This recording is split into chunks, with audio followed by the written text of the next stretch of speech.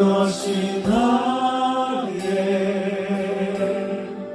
간증이요 이것이 나의 찬송일세 나 사는 동안 끊임없이 구주를 찬송하리로다.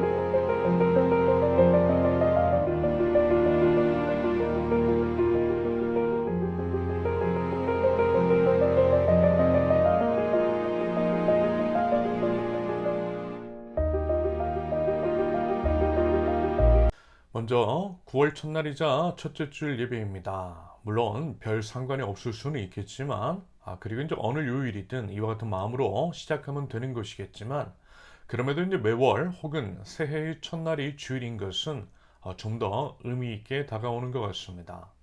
우리는 하나님 나라 백성, 하나님 나라 백성은 모든 일을 마주함에 있어 알파와 오메가이신 우리 하나님을 예배하면서 시작하고 하나님을 예배하면서 마무리합니다. 그와 같은 형식의 준수를 통해 하나님이 우리의 중심이시자 모든 것이심을, 하나님이 우리의 왕이시고 우리 예배의 대상이심을 표현하는 것입니다. 성경에 보면요, 이와 같은 장면이 자주 등장해요. 특히 이제 하나님 나라 백성 삼아주신 아브라함이 지내온 믿음의 여정을 가만 살펴보면 그랬던 것을 어렵지 않게 확인할 수 있을 것입니다.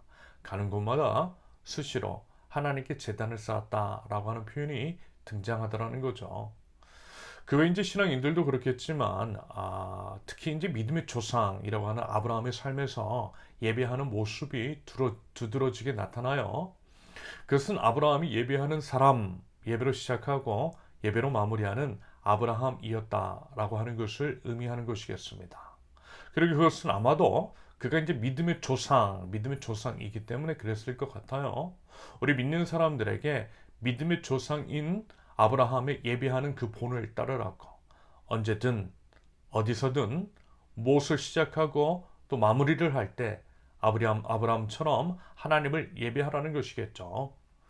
예배를 통해 하나님을 기억하고 예배를 통해 하나님께 감사하라는, 예배하는 것이 바로 우리 믿는 자 하나님 나라 백성의 정체성이라고 하는 것을 보여주시는 것 같다라고 하는 생각이 듭니다. 예배는 곧 우리 하나님 나라 백성의 정체성을 드러냅니다. 우리는 온 우주의 왕이신 하나님을 예배하는 하나님 나라 백성입니다. 여러분, 하나님은요, 우리를 예배하라고 창조하셨어요. 그것이 창조주 하나님의 우리를 창조하신 목적입니다. 그러므로 그 목적대로 사는 것이 맞는 것이겠어요. 그리고 그게 말하자면 인생을 잘 사는 것, 성공적인 인생이라 할 수 있겠습니다. 그러면서 예배라는 것은 우리가 이제 지금 드리는 일정한 형식을 갖춰서 드리는 것뿐만이 아니라 로마서 12장 1절에서 말씀하고 있는 것처럼 거룩한 산 제물로 우리를 드리는 것. 다시 말해서 일상의 삶, 모든 우리의 삶으로 예배하는 것을 의미합니다. 10의 1조만이 아니라 주신 물질은 모든 것이 하나님의 것인 것처럼 주일 하루만이 아니라 모든 삶이 하나님을 예배하는 날이라는 것입니다. 여러분, 이 부분요 꼭 기억하실 수 있기를 바랍니다. 오히려 이제 주일 예배만 드리면 된다라고 하는 생각으로 표면적으로 형식적으로 예배만 드리는 것, 그게 바로 가인의 예배인 거죠. 하나님은요 가인의 예배를 받지 않으세요. 일주일 동안 하나님 없이 살고 주일 예배 시간에만 예배하는 척하는 것을 예배라 하지 않으십니다. 그 예배요 절대 받지 않으십니다. 하나님께서 원하시는 예배는 아벨의 예배입니다. 모든 삶으로 일상의 삶 속에서 하나님 나라 백성다운 삶을 살아가는 그 예배, 하나님을 선택의 기준으로 삼는 삶, 산 제물의 예배. 우리는 이렇게 살아 있지만 죽은 제물처럼 하나님께 드리는 예배, 나는 죽고 그리스도께서만 사시게 하는 예배를 받으시더라는 것입니다. 여러분, 부디 그 본질적인 의미를 알아 우리 삶의 주인이 하나님이심을 인정하고 하나님 나라 백성답게 그렇게 이제 온 마음 다해 온 삶 다해 하나님을 위해서 사는 산 제물의 예배를 드릴 수 있기를 바랍니다. 이게 바로 하나님께서 받으실 영적 예배인 것이고, 그런 예배를 드리는 자가 진정한 신앙인입니다. 진정한 신앙인이 되자라고 하는 권면의 말씀입니다. 제가 이제 이런 얘기를 SNS상에서 들은 적이 있습니다. 어떤 이제 교회 이야기인데, 어떤 이제 지방 작은 교회의 한 청년이 고생 끝에 대기업 마케터로 최종 합격 통보를 받았대요. 그런데 이제 그 교회에서 그 기업 말고 교회 근처에 더 좋은 곳으로 인도하실 테니 계속 반주자로 섬겨야 한다라고 했대요. 목사도 부모도 그렇게 이야기를 해서 결국 이제 그 청년은 원하는 대기업 마케팅 부서에 합격을 하고도 가지 않았다라고 합니다. 또 다른 교회에서는 청소년 목회로 유명한 강사가 이런 설교를 하더래요. 공부도 열심히 하고 봉사도 열심히 하는 한 학생이 있었는데 수시 면접이 주일에 잡혔답니다. 보통요, 수시 전형 면접은 주일이 많대요. 그래서 이제 그 학생이 그 강사 목사에게 조언을 구했대요. 그랬더니 그 목사는 주일 성수가 더 중요하니 그 학교는 포기하라고 했대요. 마침 다른 학교가 토요일에 이제 면접이 잡혀서 그곳에 응시해서 붙었다라고 합니다. 붙은데 여기 이름을 들어보니 그 학생에게는 점수가 많이 남는 학교이고 그래서 이제 당연히 붙을 수밖에 없는 학교였대요. 그런데 그 강사 목사는 그 학교에 합격한 것을 마치 하나님께서 역사하셨다라고 하는 식으로 이야기하더래요. 하나님이 역사 안 하셔도 성적이 남는 학교였는데 말입니다. 여러분 어떻습니까? 이와 같은 얘기들. 사실 이제 교회 안에서 자주 흘러나오고 있는 수사입니다. 흔한 이야기일 수 있더라는 거죠. 일단 우리 교회는요, 예배를 통해 우리 정체성을 드러내고 예배가 중요하며 한 달의 이제 첫날이 주일이어서 이렇게 함께 예배한다라고 하는 것이 참 의미가 있다라고 이제 말씀을 드렸지만 그렇다고 해서 방금 예를 든 것처럼은 하지 않아요. 오히려 이렇게 말씀을 드렸습니다. 부모님을 찾아뵙는 것도 예배라고 했어요. 시험 치르고 면접하는 것, 그것도 예배일 수 있어요. 자연생태계 회복을 위해서 어떤 활동을 하는 것, 그 또한 예배입니다.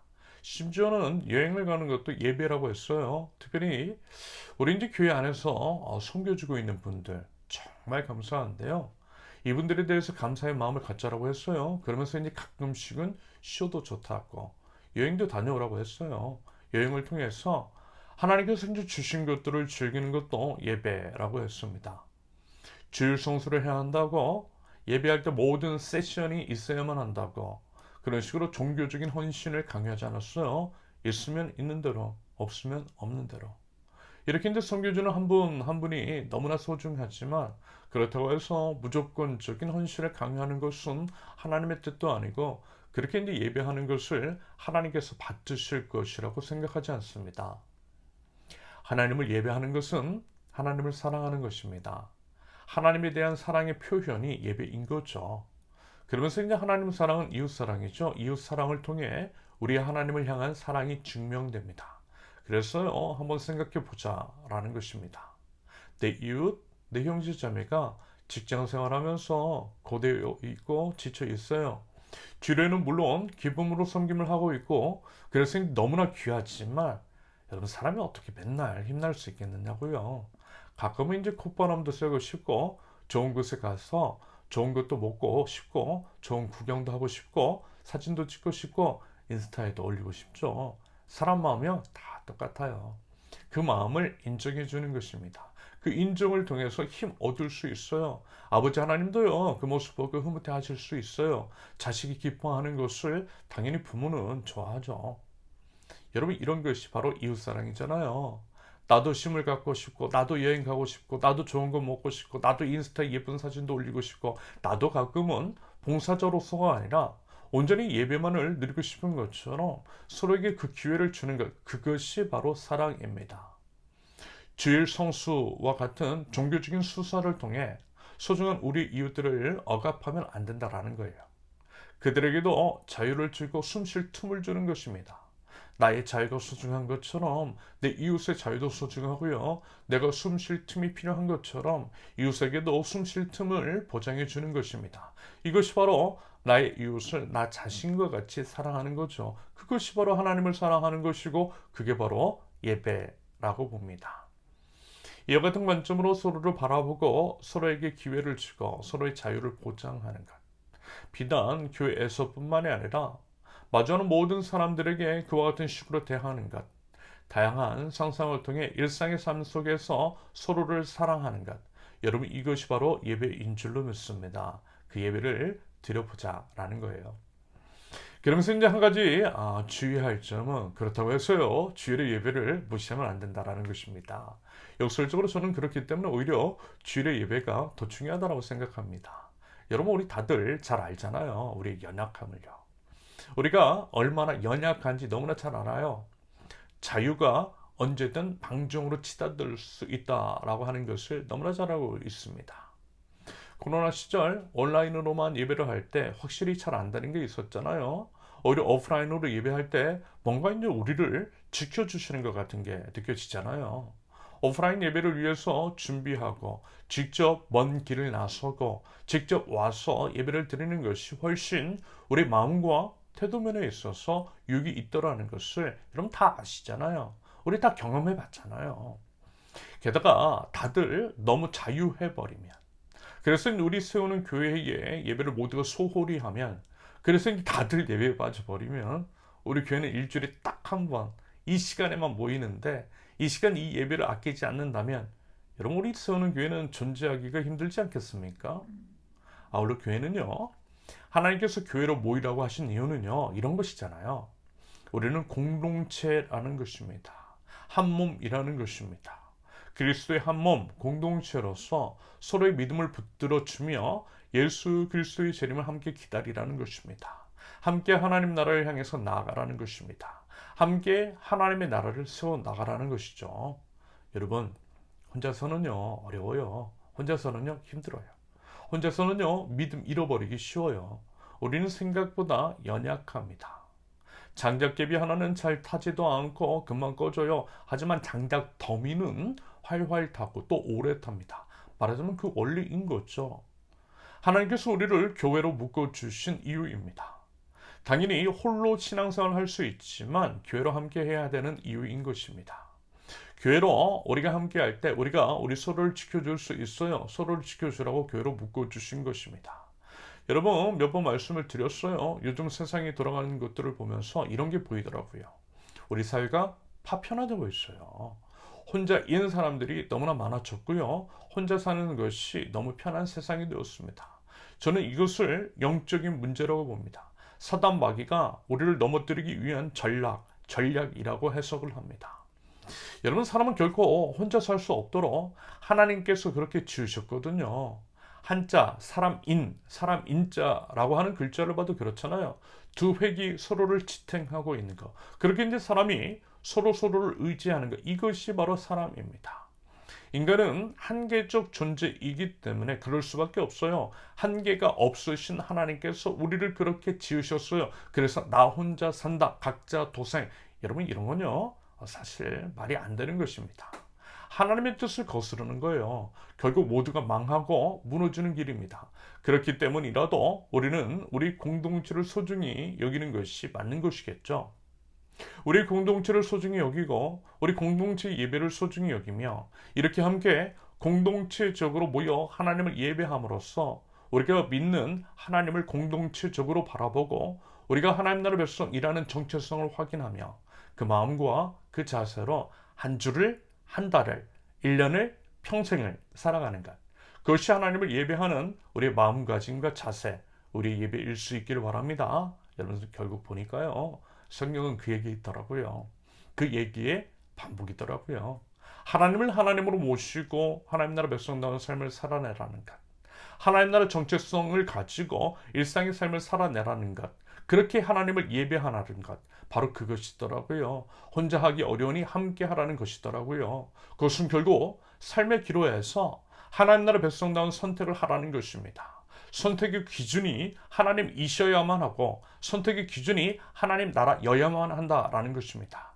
다른 것이 되면 안 된다라는 거예요. 그건 우상 숭배라는 것입니다. 우상 숭배자들이나 하는 선택이라는 거죠. 하나님께서 가장 가증스럽게 생각하시는 것이 우상 숭배잖아요. 우상 숭배의 결말은 결국 심판과 징계입니다. 여러분 지난 2달 동안 예레미야 나눔을 통해 그 내용 보셨잖아요. 역사를 잊은 민족에게는 미래가 없다라고 했어요. 성경 말씀 속에 기록된 역사를 잊으면 미래가 없어지는 것입니다. 말씀 하나하나를 나에게 주시는 말씀으로 여기고 그 말씀에 합당한 삶을 살아내는 것이 맞는 것이겠습니다. 오늘부터요 열왕기 하를 살펴보는데요. 정확하게 그 얘기의 반복입니다. 열왕기는 왕들의 이야기. 솔로몬의 우상 숭배로 인해 나라는 두 쪽으로 갈라집니다. 남유다와 북이스라엘. 각각의 왕국에 왕들이 세워지죠. 그 왕들의 이야기가 열왕기예요. 열왕기 상과 열왕기 하입니다. 열왕기에는 대체로 이제 시간의 순서에 따라서 남유다의 왕과 북이스라엘 왕의 이야기가 교차해서 등장을 합니다. 그래서 이제 사실 말씀을 이제 접하다 보면 약간 헷갈려요. 난해한 게 있어요. 이 왕이 이 왕 같고 저 왕이 저 왕 같고 같은 왕인 것 같기도 하고 아닌 것 같기도 하고 남유다 왕인 줄 알았는데 북이스라엘 왕이고 남유다 왕과 북이스라엘 왕이 번갈아서 등장하다 보니 헷갈리는 게 있습니다. 아마요 누구라도 그럴 것입니다. 저도 마찬가지예요. 그러면서 이제 중요한 것은 이런 성경의 내용을 통해서 하나님께서 뭘 말씀하시고자 하는 것인가에 대해 초점을 맞춰 보시면 된다라는 것입니다. 여러분, 손가락이 달을 가리키고 있으면 달을 보면 된다라는 것입니다. 그리고 이제 그 달이라고 하는 것, 손가락이 가리키고 있는 달이라고 하는 것이 앞서 말씀드린 것임을 유념해서 보시면 되는 거예요. 하나님을 하나님으로 모시고 우리가 하나님 나라 백성답게 사는 것에 초점을 맞춰서 본을 받는 것은 본을 받고 반대로 반면교사 타산지석으로 삼을 것은 그렇게 이제 삼으면 된다라는 것입니다. 마주 하는 삶의 선택의 기준이 하나님이시면 된다라는 거죠. 참고로 이제 지난주까지 살펴보았던 예레미야 선지자는 남유다 왕국 말기에 활동했던 사람이고요. 열왕기 하의 뒤쪽 부분에 활동했다라고 보시면 되겠어요. 그러면서 이제 열왕기 하는 이스라엘의 역사상 가장 악한 왕 중에 하나인 아합이 죽은 후 세워진 북이스라엘 왕 아하시아의 이야기에서부터 시작합니다. 북이스라엘 왕 아하시아에서부터 북이스라엘이 아시리아에 의해서 멸망하고 그 이후에 남유다 왕국도 결국 바빌로니아에 의해서 멸망하기까지의 내용이 열왕기 하인 것입니다. 오늘 본문에서는요 중요한 두 인물이 등장해요. 앞서 이제 말씀을 드렸듯이 열왕기는 왕들의 이야기, 그러므로 왕이 등장합니다. 북이스라엘의 아하시아. 그리고 이제 대체로 각 왕들의 마음을 돌이키게 하거나 혹은 돕는 악한 왕의 경우에는 대척점에 서 있고 선한 왕의 경우에는 조력자로서의 역할을 하는 선지자들이 등장합니다. 지금 아하시아 같은 경우에는 엘리야 선지자가 말하자면 아하시아의 대척점에 서 있는 사람입니다. 1절을 보면 아합이 죽은 뒤에 모압이 이스라엘에 반역했다라고 하죠. 이어서 2절을 보면요. 아하시아가 다락방 난간에 떨어져서 크게 다쳤대요. 결코 대수롭게 여길 수 없는 두 사건이 연달아 일어났습니다. 물론 그럴 수도 있고 아닐 수도 있지만 충분히 이렇게 해석을 할 수가 있어요. 이 사건들을 하나님의 사인으로 볼 수 있다라는 거죠. 하나님은 계시하시는 분이시되 말씀을 통해서 계시하시고요. 상황과 환경, 자연, 개인의 양심 등을 통해서 계시하십니다. 특별 계시와 일반 계시를 통해 하나님의 뜻을 보여주시더라는 거죠. 그러므로 우리 하나님 나라 백성들은 이러한 하나님의 뜻에 민감하게 반응할 줄 알아야 합니다. 물론 매번 그리고 이제 사소한 것들에 대해서까지 그럴 수는 없어요. 그렇게 하다가는 아마 이제 정상적인 생활이 불가능할 수도 있습니다. 하지만 뭔가 이제 특별한 분명 말로는 설명할 수 없는 예를 들어 이제 하나님 앞에서 민감할 때 느껴지는 게 있어요. 설령 그렇지 않더라도 뭔가 큰 일이 벌어지면 당연히 하나님 앞에 엎드리는 것이 맞는 거죠. 무엇이 문제인지를 되돌아봐야 되는 거죠. 여러분 개인도 그렇고요. 나라와 공동체도 그렇습니다. 여러분 한두 번 정도 그럴 수 있어요. 하지만 반복되어 발생하는 큰 일들, 대형 참사나 재난은 대수롭게 여겨서는 안 되는 것입니다. 당연히 하나님께서는 우리가 이제 다치고 죽고 슬퍼하고 아파하는 것 원치 않으세요. 하나님 나라는 죽음과 슬픔, 아픔, 눈물이 없는 곳이잖아요. 그러므로 참사나 재난, 기후 위기가 하나님의 뜻은 아니라는 것입니다. 결국 그 안에는 분명 죄라고 하는 것이 있고 하나님의 법을 어긴 것이 있더라는 것입니다. 바꿔 말하면 하나님의 뜻대로 만약에 하나님의 법에 따라 행했다면 충분히 피할 수 있는 것들이 있더라는 것입니다. 결국 모든 악, 죽음, 슬픔, 괴로움, 힘듦 같은 것들은 우리의 죄 때문입니다.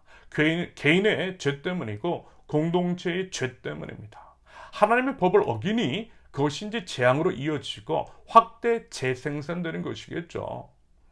죄가 이제 정말 무서운 것은 죄를 저지른 당사자뿐만이 아니라 직접적인 죄와 상관이 없을 수 있는 우리 이웃들이 그 피해를 당하더라는 것입니다. 죄는 지금 세대가 저질렀는데 죄의 결과, 죄의 피해는 다음 세대가 겪을 수 있어요. 우리가 환경 오염을 시키고 자연 생태계를 훼손했는데 우리의 자녀들이 기후 위기로 인한 고통을 받을 수 있다는 것입니다. 우리는, 지구는, 나와 이웃은 모두 연결이 되어 있기 때문입니다. 연결이 되어 있으니 내 죄가 내 선에서만 끝나지 않아요. 이웃에게 영향을 끼칩니다. 우리는 서로 연결이 되어 있기 때문입니다. 그래서요, 하나님께서 내 이웃을 내 자신과 같이 사랑하라 하셨던 거죠. 내 이웃을 지키는 것은 결국 나를 지키는 것이 된다라고 하는 말씀의 의미입니다. 아무튼 이제 뭔가 일반적이지 않은 사건이 일어날 때, 게다가 이제 그것이 연달아 일어날 때 무조건 하나님 말씀 앞에 엎드리는 것이 좋아요. 그래야만 합니다. 하나님 나라 백성은요, 평소에 하나님 앞에 엎드리고 큰일이 닥쳤을 때 자동적으로 더더욱 하나님 앞에 엎드립니다. 그것이 바로 하나님 나라 백성의 현명한 태도인 거죠. 그래서요, 저도 그렇게 해요. 혹시라도 제가 하나님 앞에 범죄한 것이 있는지, 그래서 이제 하나님께서 제게 이제 경고의 첨언에서 하시는지, 아니면 어떤 뜻을 말씀하시고자 하는지에 대해 귀 기울여 듣기 위해 엎드려요. 그러면서 십자가 앞에 저의 삶을 성찰합니다. 그러면요, 이것 때문인가? 혹은 이 말씀을 하시는 것인가? 라고 하는 게 느껴지거나 생각나는 것들이 있어요. 그러면 그것에 따라서 삶을 교정시킵니다. 대비할 것은 대비하고 하나님 나라 관점에서 해석하고 삶에 적용해요. 그러면요, 큰 일은 벌어지지 않고 설령 이제 어떤 일이 닥친다 할지라도 조금은 매끄럽게 넘어가는 것이 있더라고요. 결국 하나님께 답이 있다라는 것입니다. 여러분, 중요한 것은 하나님이십니다. 하나님 앞에 엎드리는 것입니다. 하나님 앞에 엎드려 우리의 삶을 하나님의 관점에서 점검하는 것입니다. 여러분, 이게 핵심인 거예요. 그런데요, 아하시아는 안 그랬어요. 분명 모압이 배반했어요. 국가적으로 큰 일이 닥친 겁니다. 개인적으로는 난간에서 떨어져 크게 다쳤어요. 이런 식으로 국가적으로, 개인적으로 일반적이지 않은 일이, 큰 일이 연달아 일어난 것입니다. 왕정 국가에서 왕국 국가이니 이것은 어쩌면 하나님께서 아하시아 왕에게 국가에 대한 어떤 메시지를 상식적으로 이제 생각해 볼 때 일정의 이제 경고를 내리시는 것일 수 있어요. 충분히 그렇게 짐작할 수 있는 좋지 않은 사건의 연속입니다. 그러면 당연히 하나님 앞에 엎드렸어야죠. 안 그래도 엎드리는 것이 맞는데 이런 상황이라면 더더욱 엎드렸어야죠. 그런데 아하시아는 어떻게 했대요? 선택의 기로 해서 하나님 찾아가지 않았대요. 대신 우상 찾아갔대요. 2절의 기록처럼 에그로는 신 바알세웁에게 찾아가 물었대요. 그저 자기 아픈 것, 그거 언제 낫겠냐고 물었대요. 본질이 아니라 현상에, 국가의 문제가 아닌 사적인 일에만 집중을 하되 해결 방법 또한 바르지 않았어요. 이런 어리석은 지도자들이 너무 많아요. 그런 지도자를 두고 있는 것이 너무 창피할 지경입니다. 하나님 앞에 엎드리지 않고 이것을 통해서 하나님께서 말씀하시고자 하는 게 무엇인 줄 알려고 엽죽지 않았어요. 그저 자기 아픈 것, 왕이나 됐으면서 자기 아픈 것에만, 자기 문제에만 매몰되었어요. 그러면서 이제 더더군다나 우상에게, 우상 숭배자에게 그 해결책을 묻고 있더라는 것입니다.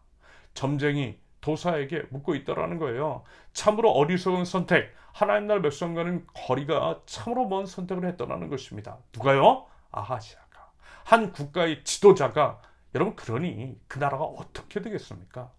당연히 결과는 뻔하겠죠. 그래서 이제 엘리야를 통해 하나님께서 심판을 예고하셨던 것입니다. 사절의 기록처럼 병상에서 결국 죽게 될 것이라고 말입니다. 그런데 역시 말씀을 드렸어요. 한 개인의 죄는 남에게까지, 이웃에게까지 영향을 끼치더라고 말입니다.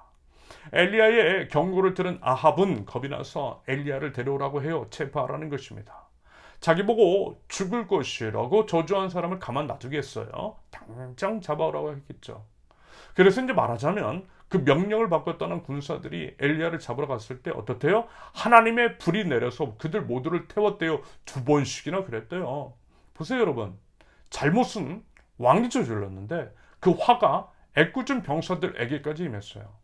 왕의 어리석은 선택으로 인해서 그 왕의 부하들, 공무원들까지 죽고 있더라는 것입니다. 죄의 파급력과 확장성이 무섭더라는 거죠. 여러분, 그래서라도 선택을 신중하게 해야만 합니다. 더더구나 왕의 자리, 지도자의 자리에 있는 사람이라면 더더욱 그래야만 하겠습니다.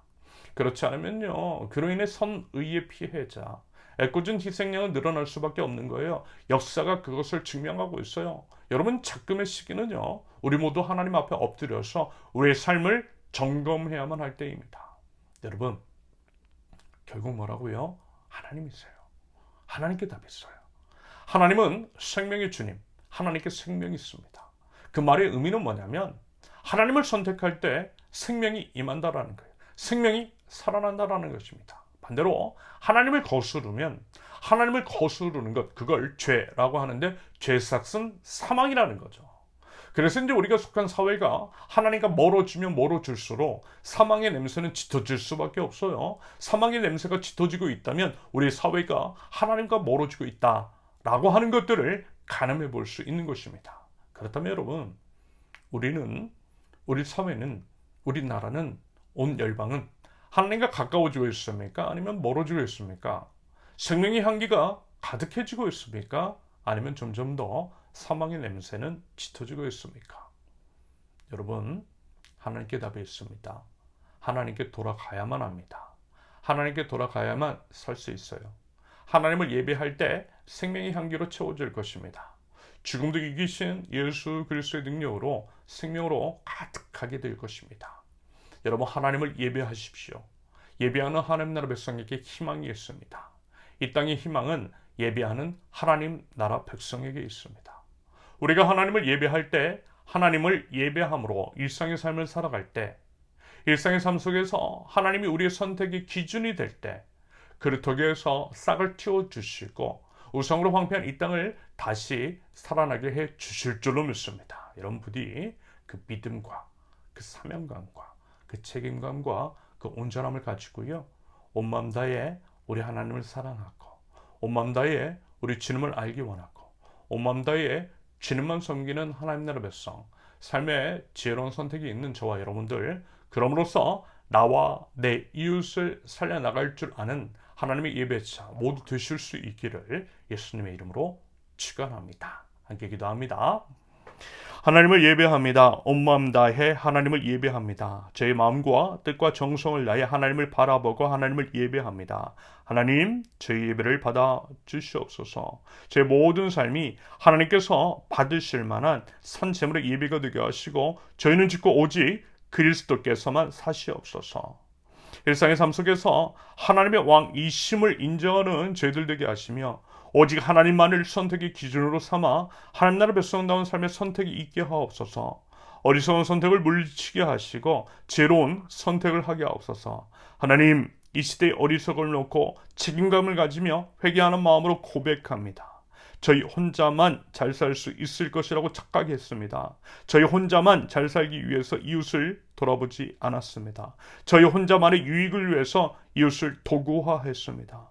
모든 것 위에 하나님이 계신 것을 망각하고 마치 저희가 하나님이 있는 양 착각하며 교만하게 살았습니다.